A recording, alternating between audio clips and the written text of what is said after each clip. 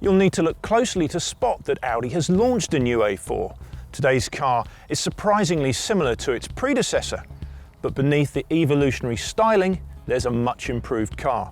It needs to be to compete with the dynamic Jaguar XE and the all-round talents of the BMW 3 Series.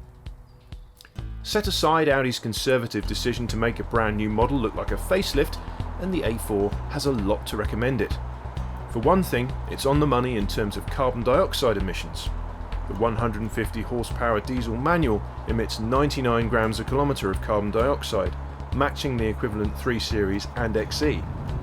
That puts the car in the 19% benefit in kind tax bracket for 2016-17. Just bear in mind though that high-spec cars with larger alloy wheels have higher emissions, 106 grams a kilometre. Other models deliver CO2 emissions of between 103 grams a kilometre and 141 grams a kilometre. As you'd expect from Audi, there are Quattro four-wheel drive versions, although there's a penalty to pay in fuel consumption and BIK taxation for choosing a Quattro. We've been running the 99 grams a kilometre 2-litre TDI Ultra SE on our long-term fleet. Perhaps unsurprisingly, we haven't been able to match the 74.3 mpg official combined figure. We've been getting closer to 50 miles to the gallon, with 55 mpg possible when driving gently. We'll settle for that though, given the A4's many other qualities.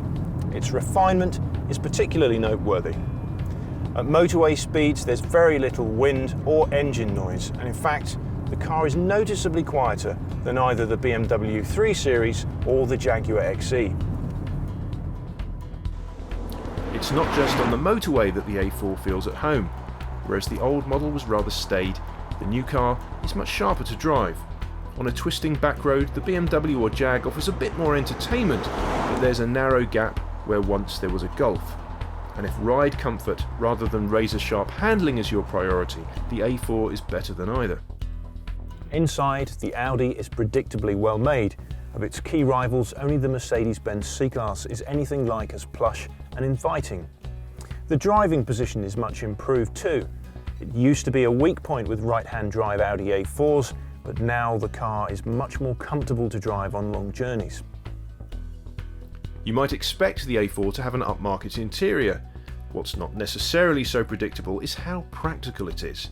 There's more legroom in the back than in most rivals, and air vents between the front seats help to keep rear seat passengers cool.